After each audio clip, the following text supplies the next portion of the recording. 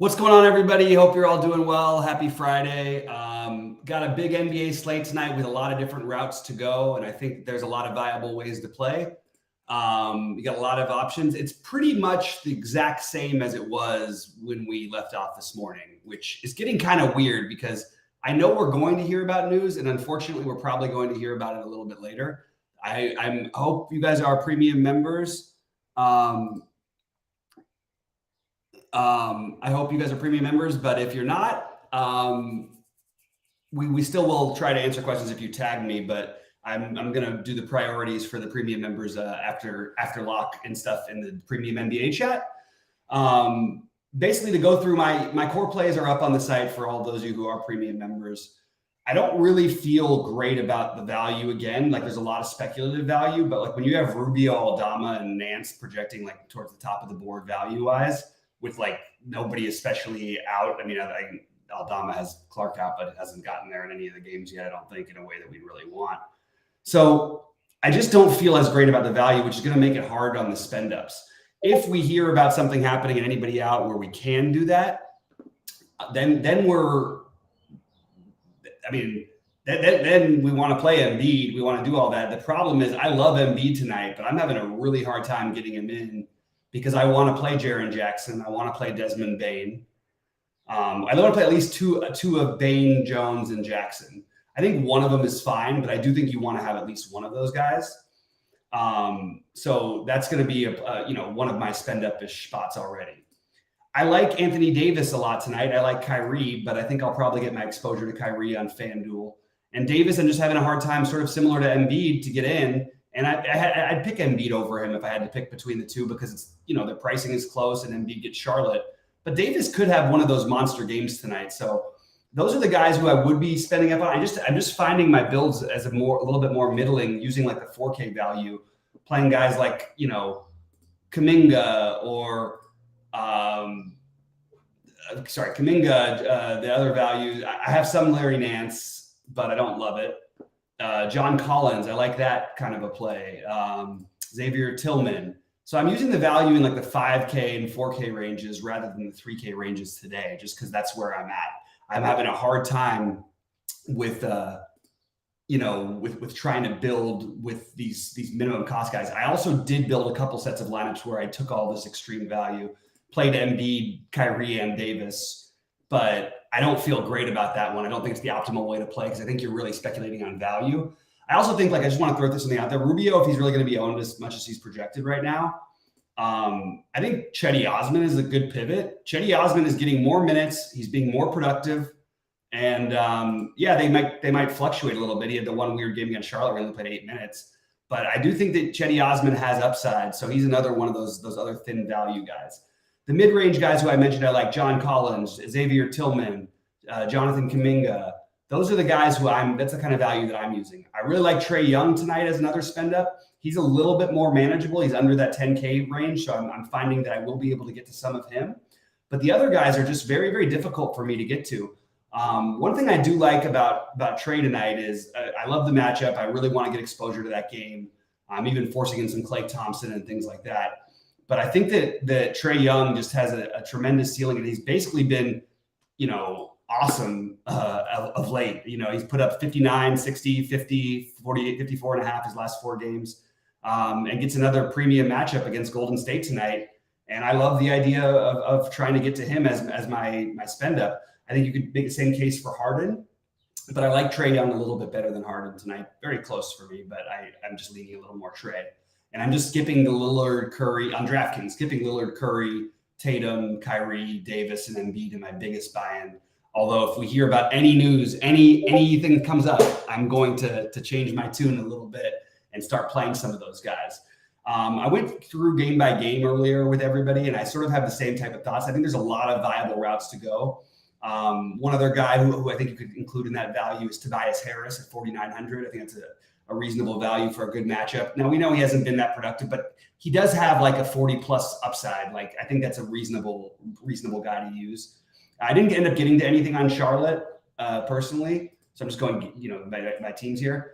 Steph's still questionable. Obviously, that would open up some things, but if Steph plays, if you were able to get a Steph Trey combination without spending too far down, I think I would like that. I just am having trouble personally trusting these really cheap values that we have projected well in the slate, because I just think they're all being a little bit over projected. Well, over-owned in relation to the slate. I'd rather play the 4K guys. I feel better about getting 25 points than the 3K guys who might get 10 and don't really have that often of an upside for much more. But anyway, so Golden State, like I'm forcing in some Clay, as I mentioned. I do like that play. I think DiVincenzo is totally reasonable here. I think taking some Jordan Poole is reasonable. And then I like Kuminga in that game. So I think that everybody on the Golden State side, I do think you have a lot of interest in the highest total on the night. One of the highest totals, usually you see. Atlanta, I think that Bogdanovich is a really good tournament play. Another one of those 4K guys. John Collins, DeAndre Hunter, Trae Young, I already mentioned. And if you're not playing Trae, I think playing DeJounte. I really want to get exposure to that game. So at least one guy from Atlanta, one guy from Golden State for me. But I don't mind if you go. I actually have some Trae, Collins, Clay lineups. Washington and Cleveland. I'm not playing anybody from Washington. If I had to, it would be Kuzma. Cleveland, I have no problem with Garland, Mobley. And if you want to get really thin with it, playing Rubio is totally fine. I just don't want to do it personally. That's just where I'm at. But I think it's fine if you end up getting stuck. I just think Mobley and Garland would be my desired plays from that side. Between New Orleans and Houston, we've got, let's see, on the New Orleans side, I think that McCollum and Ingram are both good plays. Didn't quite make core plays for me, but they're both really good plays. I prefer Ingram for what it's worth, but I'm open to both of them. Larry Nance, I do think is, if you're going to spend down, is a guy I would consider using on this thin value slate. And the game starts a little later in case anybody else gets announced out or something like that. Not getting to anybody on Houston right now. No problem if you want to play Jalen Green or Kevin Porter Jr., just not in my lineup builds right at the moment. Really like the Memphis side of this game, of the San Antonio game. I'm Jaren Jackson, Desmond Bane, Tyus Jones, and Xavier Tillman are all very high up on my list. So I will be getting exposure to all 4 of those guys. I think Dylan Brooks and Aldama are more fringy plays for me. Wish I had more that I like to run it back with on San Antonio. Can we finally get Trey Jones to pay off a little bit? I don't know. I think that Trey Jones and Sohan are my 2 favorites, but it would be nice to find a run back. If you want to use Keldon, that's fine. Just because I think that playing 3 Memphis guys certainly makes some sense in some lineups, and it'd be nice to have a run back if that's the case. With Minnesota and Chicago, I think that, first of all, I put this in my bets, but one free thing I'll get. I do really like the over in this game. By the way, perfect score, 5 for 5 on bets yesterday. Now going to, this week, I think I'm at about, with one bad day, I still think I'm around 70% for the week. So, check out the bets if you're a premium member. Also, you can check them out for free on Better Takes Discord, which I think that you guys have, but if you don't, please let me know and I'll post it. Fire on questions, guys. I'm just going through my plays. I really like Rudy Gobert tonight, and I am not built much with him. So I'm going to make a note here to make sure to get a little Gobert because I love that price tag. I love him. I think he's got a chance to have a really big game here, especially if Nazin's about. Now, he's also questionable, but you'll have plenty to pivot to because that game is still at 8 Eastern. So there'll be other options. And obviously, if Gobert and Naz are out, I think we're talking about Luka Garza. And if just Gobert is out, Naz Reid. If Naz Reid is out, it boosts to Gobert. If everybody plays, I still like Gobert, but he's really the one Minnesota guy I'm getting to. I have no problem if anybody wants to play Anthony Edwards, but I'm not getting to it myself. Chicago, a little bit of Caruso in those spend all the way down lineups. If Caruso's out, I would take another shot on Kobe White. Just because, he's a shooter. He can get there, different ways. Just a little bit fitter with Patrick Beverley playing also. So I'm not into the Bulls, but again, not going to fault you for playing any of the big 3. Boston, Marcus Smart keeps showing up as a good projected play. We probably won't know about Brogdon till later. I'm sorry, about Smart till later. If Smart is out, both Brogdon and Derek White and Jaylen Brown are in play. I think Jaylen Brown's being underprojected. I'll include him in with Gobert. It's hard to play Jaylen Brown at a similar price to Trae Young. But if you look at what Jaylen Brown's been doing lately, like when they've really needed help, and the Celtics have really been, haven't looked good at all.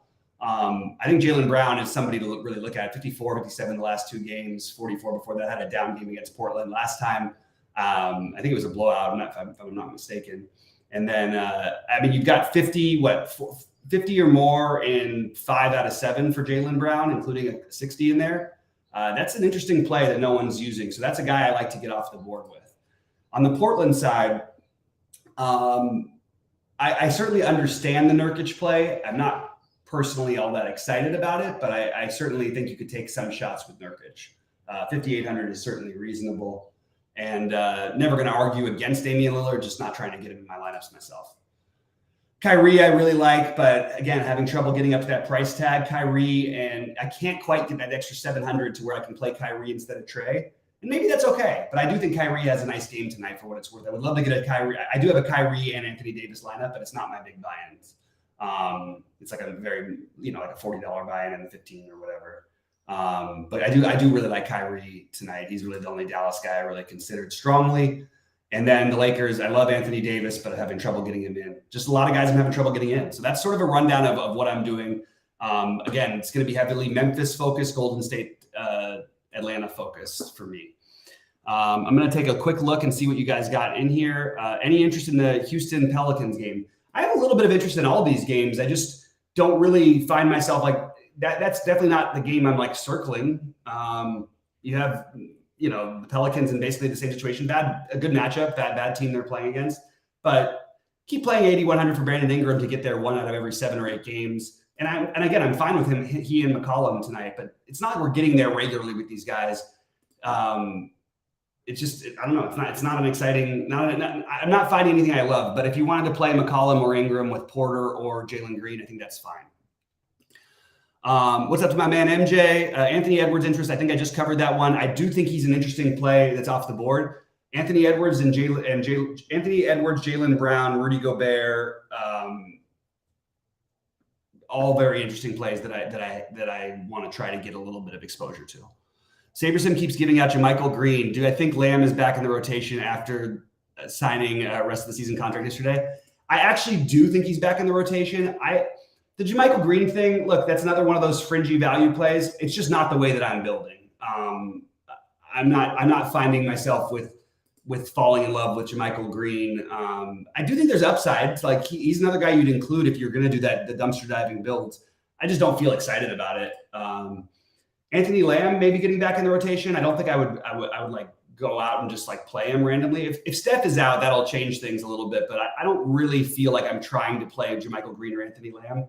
But I'm like fine if you ended up with Jermichael Green. I just don't think it's just not what I'm trying to do personally. We'll see. We'll see at 7:30. The good news is we've only got to skip the Philadelphia-Charlotte game to see if Curry's out. So scary fade with Embiid, scary fade always with Harden and Embiid, but that's where I'm at. Levine, Vooch, and DeRozan, I have them all ranked equally, which means none of them will make any of my lineups. That's where I've got them. I don't like Rubio much tonight, to answer Mark's question. I think it's a very fringy play that's being treated with way too much ownership. And if you told me no one was going to play him and we're starved for value, then I would have some interest. But like, I'm not going to play a 20% owned guy who, like, when's the last time let's just take a look. I have Rubio in my smaller buy-in, but Rubio plays like 20 minutes every game. He can get there. He can also play somewhere between 15 and 20. Seems reasonable. I'd like to have a little bit more of a ceiling for a guy like that. A guy who's not going to play down the stretch of a game when you already have both your guards back. And those games that he's had, remember, Donovan Mitchell missed one of those games. So he had a little uptick there in terms of usage and still didn't really get there. So I'm not as excited about the Rubio play as everybody else is. Keep firing them on in. What do you want me to remember about your Giannis foul trouble yesterday? I remember that you were wrong about Giannis. That's what I remember. I don't remember. I remember you being wrong about Giannis always getting in foul trouble when you played him because he's basically hardly had foul trouble this whole season. So that's all I said. I don't remember what to say about that to Steph. What's up, my man Sam? Curry will play tonight. Oh, he's in. Okay, great. I think Cedi Osman this is what I mean. I knew the show would be about a bunch and so that's why I started off with, I really don't like the value on this slate. So if you're going to say that Ricky Rubio is going to be 20% owned and Cedi Osman is going to be 1% owned, when Cedi Osman has shown more of a ceiling with this group, I would play Cedi Osman over Ricky Rubio. Yes. factoring in ownership and everything else like that. Also position eligibility. I prefer the guards to forwards for the most part. So Chetty, I would play him only if I was just trying to get the spend ups, which I'm not. I've decided unless we hear some significant news, I'm not going to do that. And as I expected, somebody said they thought Steph was to be out. Steph, I always thought would be in, and he is in. It looks like as of right now. See if I missed anything else that are questions, but guys, keep firing them on in. Happy to take you up to that. Yeah, we'll go from there. I don't know. Let's see. We'll see if there's any starting lineups haven't come out. I don't think so. But according to Sam Testu, who I trust, Curry is in, so I'm assuming that that's what's going to happen. All right, guys, I'm going to be here for just actually as much longer as you want to. I'm happy to go through anything, but I'll leave it 6:30 Eastern. But I would like to go over if you guys have any more questions or thoughts. Had kind of a turn in golf today, which really just frustrated me because I had just so many good lineups of guys who were going to miss the cut by one. I thought the -2 was going to be good. The +2 was going to be good enough, which it looked like early in the day. It was like 85%, I want to say, at some point, something like that.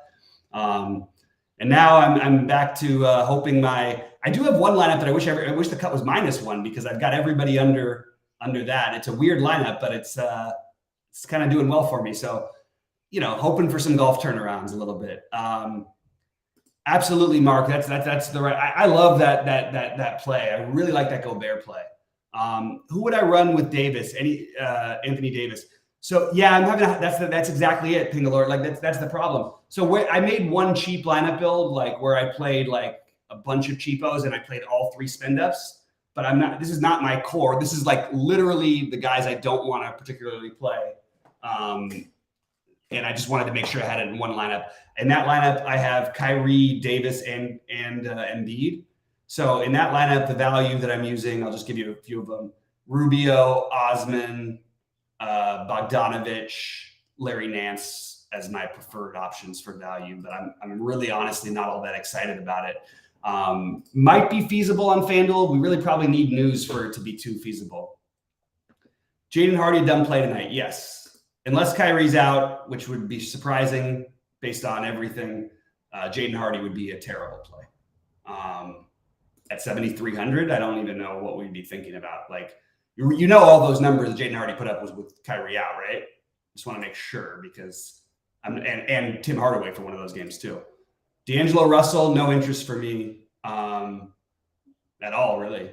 Guy can't even get there without AD. I'm not going to play him and just hope he gets hot from 3. So no Russell for me.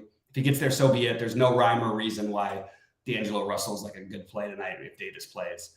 If somehow Davis ends up out, now you got ahead of everybody. But at the same time, it didn't work out the other day and 60% ownership, and he just totally let everybody down. And he's in Josh Green and what? No. If Grant sits. If Grant sits, no. I mean, no. Like, look, we weren't playing Watford. We weren't even playing Watford with Grant and Nurkic out. Just feels like a kind of a rough play. But they do like him and they give him minutes. I don't know what to do with it. I guess that Watford, I would say, is meh. He's not making any of my lineups. But if you want to play him, I think that if Grant's out, I think that's okay. I really actually I do think that's okay if Grant's out, but I don't know how you're going to know that because that game doesn't start till late. And as of right now, I'm pretending every team competing for a playoff spot is going to try. Hardy, of course, if Kyrie sits, but like you're not going to know that. You're just not going to. You're not going to have that information. So you just have to adjust. Doesn't matter. We can speculate all we want. We're just not going to have that. No, but Jaden Hardy's fine if he sits. What is that? Oh, I don't care if he had one game with Davis where he puts up 54 fantasy points. You're going to tell me he's the best 8,400 play on the slate? Because one guy has a game a couple times does not mean anything at all. That's a terrible way. If that's the way you're approaching the slate, I would completely just throw out your thing and not do that anymore. Because a guy has a game while someone else was there once is just not a thing. I mean, what's D'Angelo Russell averaging? Let's see, as a Laker. So he had the 2 big games where he was red hot. He made 6 out of 11 threes and 5 out of 8 threes. Am I going to rely on that from a guy who I think, no, I'm not. I'm not going to take outlier shooting performances into account for D'Angelo, for a guy who's 8,400, way overpriced. Even if he puts a 50 tonight, it's not like there's other guys who are 8K going to be putting up near 50. Darius Garland, 7,400, and I think he's a much better play than D'Angelo Russell. Lillard with the narrative of being shut down if they don't make ground. Yeah, I think that's an interesting tournament play. I can sign off on it. The only problem is I prefer Kyrie, and I think you're going to get low ownership on both. So that's, I guess, my only aberration.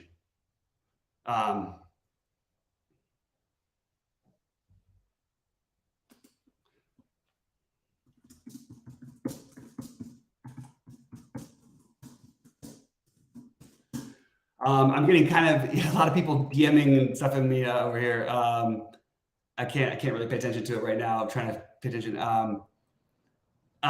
Nick, good question. So let's talk about the March Madness. I'm actually I played three brackets, I guess, 3 lineups, and I entered them into some different things. I have UCLA, Kansas, and Purdue as my 3 teams. I think that UCLA, I feel a little worse about. It's more of a heart play because of the injuries they're dealing with. But I think Kansas is probably the most reasonable pick. But I do like the Purdue, and I think that there's upside for a team like Baylor. I don't know what happened. I'm guessing Creighton won today. I have Creighton as in the Final Four in 2 of my things, I think. So we'll see how that one goes. Let's see. I'm in the let's see. It tells you where you're at. I'm in one at 50%, one at 9%, which is doing terrible, and then one at 96% of the bracket. So we'll see how it goes the rest of the way. Tyus, Dante, Bogdan, Collins, Rudy, Bain, Aldava, Davis. This could be a way to get Davis in. Sure. You're kind of sure. Go ahead. That seems like a lot of stuff to go out of the way to try to play Davis when there's guys who are 9K who probably score at least in the range often enough. So I'm not going to do that. But I do. By the way, I do like Creighton as a sleeper. They were one of my sleeper Final Four teams. I didn't have them winning it, but I did have them in the Final Four in a couple of lineups, a couple of things. All right. What else do we have? Thank you, Nick. I appreciate it. And good luck to all of you. Good luck. I hope the golf picks up. I hope the basketball goes well tonight. I'll be in the premium Discord helping out whatever I can. Thanks a lot, guys. And let's crush it tonight.